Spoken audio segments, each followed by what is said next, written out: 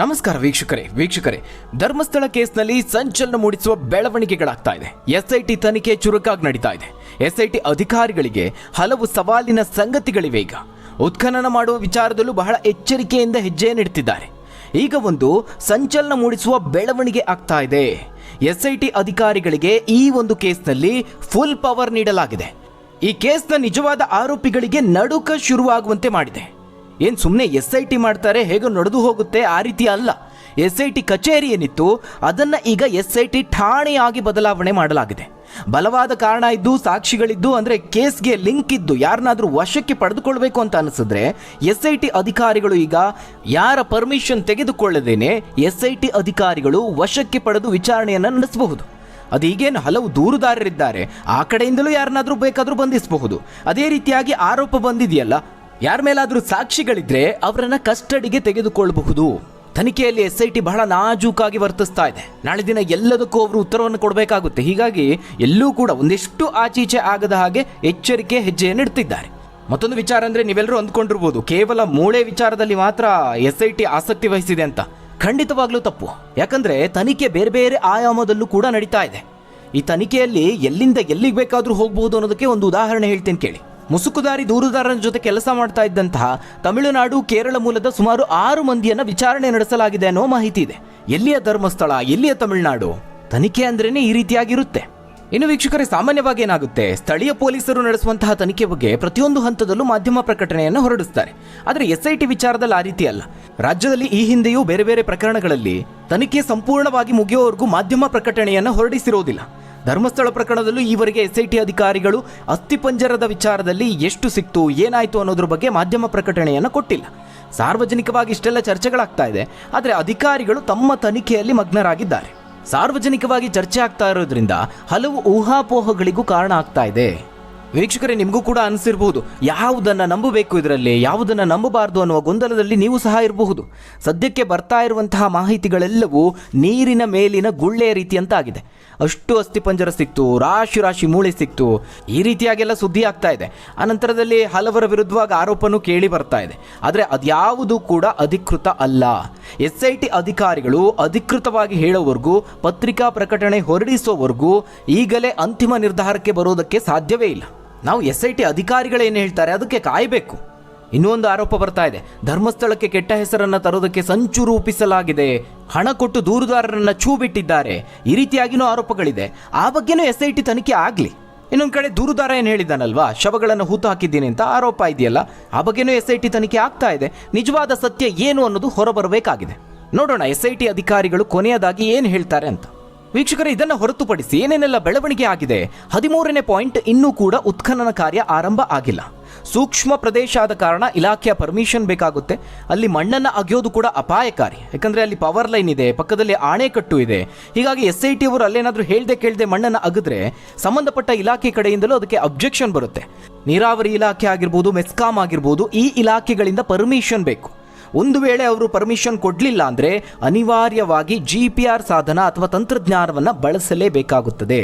ಎಲ್ಲ ಪಾಯಿಂಟು ಉತ್ಖನನ ಮಾಡಿ ಈ ಒಂದು ಪಾಯಿಂಟನ್ನು ಬಿಟ್ಟರೆ ಮತ್ತಲ್ಲಿ ಯಾಕೆ ಮಾಡಲಿಲ್ಲ, ಅಲ್ಲೇನಾದರೂ ಶವ ಸಿಗಬಹುದಿತ್ತೇನೋ ಅಥವಾ ಅಸ್ಥಿಪಂಜರ ಸಿಗಬಹುದಿತ್ತೇನೋ, ಈ ರೀತಿಯಾಗಿ ಅನುಮಾನಗಳು ಉಳಿದುಕೊಂಡು ಬಿಡುತ್ತೆ. ಇಷ್ಟೆಲ್ಲ ಮಾಡಿದ ಮೇಲೆ ಆ ಒಂದು ಪಾಯಿಂಟನ್ನು ಕೂಡ ನೋಡಲೇಬೇಕಲ್ವಾ. ಆ ನಿಟ್ಟಿನಲ್ಲೂ ಕೂಡ SIT ಅಧಿಕಾರಿಗಳು ಯೋಜಿಸಿದ್ದಾರೆ ಅನ್ನೋದು ಮಾಹಿತಿ ಇದೆ. ಈಗಾಗಲೇ GPR ಸಾಧನ ಬೆಂಗಳೂರಿನಿಂದ ಧರ್ಮಸ್ಥಳಕ್ಕೆ ಬರ್ತಿದೆ ಅನ್ನುವ ಮಾಹಿತಿನೂ ಇದೆ. ಬಂದ ಮೇಲಷ್ಟೇ ಅದು ಖಚಿತಗೊಳ್ಳುತ್ತೆ. ಸದ್ಯಕ್ಕೆ ಈ 13ನೇ ಪಾಯಿಂಟ್ ಬಿಟ್ಟು ಮುಂದಕ್ಕೆ ಹೋಗಿರೋದನ್ನು ನೋಡಿದ್ರೆ GPR ಸಾಧನಕ್ಕಾಗಿಯೇ SIT ಅಧಿಕಾರಿಗಳು ವೆಯ್ಟ್ ಮಾಡ್ತಾ ಇರಬಹುದು. ಇನ್ನು ಮುಂದಿನ ಅಪ್ಡೇಟ್ ಏನಪ್ಪಾ ಅಂದರೆ, ಈ ಆರೋಪಕ್ಕೆ ಸಂಬಂಧಿಸಿದಂತೆ ಒಂದು ಪ್ರಮುಖ ಬೆಳವಣಿಗೆ ಆಗಿದೆ. ಧರ್ಮಸ್ಥಳ ಗ್ರಾಮದಲ್ಲಿ ಮೃತದೇಹಗಳನ್ನು ಹೂತು ಹಾಕಿರೋದಾಗಿ ಹೇಳಿಕೆ ನೀಡಿದ್ದ ಸಾಕ್ಷಿ ದೂರುದಾರನನ್ನ ನಾವು ಗುರುತಿಸಿದ್ದೇವೆ, ಆತ ಹೆಣಗಳನ್ನು ಹೂತು ಹಾಕಿರೋದನ್ನು ನಾವು ಗಮನಿಸಿದ್ದೇವೆ ಅಂತ ಮತ್ತಿಬ್ಬರು ವ್ಯಕ್ತಿಗಳು SIT ಮುಂದೆ ಬಂದಿದ್ದಾರೆ.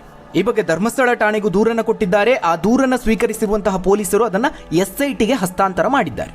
ಈಗ ಹೊಸದಾಗಿ ಬಂದಿರುವಂತಹ ಈ ದೂರುದಾರರು ಏನು ಹೇಳ್ತಿದ್ದಾರೆ ಅಂದರೆ, ಈ ಮುಸುಕುದಾರಿ ವ್ಯಕ್ತಿ ಇದನ್ನಲ್ಲ, ಆತನನ್ನು ಮಾಧ್ಯಮದಲ್ಲಿ ನಾವು ನೋಡಿ ಗುರುತಿಸಿದ್ದೇವೆ. ಅದು ಹೇಗೆ ಗುರುತಿಸಿದ್ರೋ ಗೊತ್ತಿಲ್ಲ. ಇಲ್ಲಿಯವರೆಗೂ ಆತನ ಪರಿಚಯದ ಕುರಿತಾಗಿ SIT ಅಧಿಕಾರಿಗಳು ಅಧಿಕೃತವಾಗಿ ತಿಳಿಸಿಲ್ಲ. ನಿಗೂಢ ವ್ಯಕ್ತಿಯಾಗಿ ಆತ ಉಳಿದುಕೊಂಡಿದ್ದಾನೆ, ಮಾಸ್ಕ್ ಅನ್ನು ಹಾಕ್ಕೊಂಡಿದ್ದಾನೆ, ಕಣ್ಣುಗಳು ಮಾತ್ರ ಕಾಣಿಸ್ತಾ ಇರುವಂಥದ್ದು. ಈ ಮುಸುಕುದಾರಿ ವ್ಯಕ್ತಿ ಬಹಳ ರಹಸ್ಯವಾಗಿ ಮೃತದೇಹಗಳನ್ನು ಹೂತು ಹಾಕಿದ್ದೇನೆ ಅಂತ ಅಂದುಕೊಂಡಿದ್ದಾನೆ. ಆದರೆ ಅದು ರಹಸ್ಯವಾಗಿ ಉಳಿದಿಲ್ಲ. ನಾವು ಆತನನ್ನು ಗುರುತಿಸಿದ್ದೇವೆ, ಆತ ಮೃತದೇಹಗಳನ್ನು ಹೂತು ಹಾಕಿರೋದನ್ನು ಕೂಡ ನೋಡಿದ್ದೇವೆ ಅಂತ ಈ ವ್ಯಕ್ತಿಗಳು ಈಗ ಹೇಳ್ತಿರುವಂಥದ್ದು. ಅಷ್ಟು ಮಾತ್ರ ಅಲ್ಲ, ಅವರು ಮತ್ತೊಂದು ಮನವಿಯನ್ನ ಮಾಡಿಕೊಂಡಿದ್ದಾರೆ. ಈ ಬಗ್ಗೆ ಸ್ವತಂತ್ರವಾಗಿ ಮೃತದೇಹಗಳನ್ನು ಹೂತು ಹಾಕಿರುವ ಜಾಗಗಳನ್ನು ಗುರುತಿಸೋದಕ್ಕೆ ಅವಕಾಶ ನೀಡಬೇಕು ಅಂತಲೂ ದೂರಿನಲ್ಲಿ ವಿನಂತಿಸಿಕೊಂಡಿದ್ದಾರೆ. ಅವರ ಮನವಿ ಈಗ ಬಹಳ ಇಂಟ್ರೆಸ್ಟಿಂಗ್ ಆಗಿದೆ. ಏನ್ ಕೇಳ್ತಾ ಇದ್ದಾರೆ ಅಂದ್ರೆ, ಗ್ರಾಮೀಣ ಭಾಗದಲ್ಲಿ ಇಂತಹ ವಿಷಯಗಳು ರಹಸ್ಯವಾಗಿ ಉಳಿಯೋದಿಲ್ಲ, ನಮಗೆ ಎಲ್ಲ ವಿಚಾರ ಗೊತ್ತಿದೆ ಅನ್ನೋ ರೀತಿನಲ್ಲಿ ಅವರು ಮಾತಾಡ್ತಾ ಇದ್ದಾರೆ.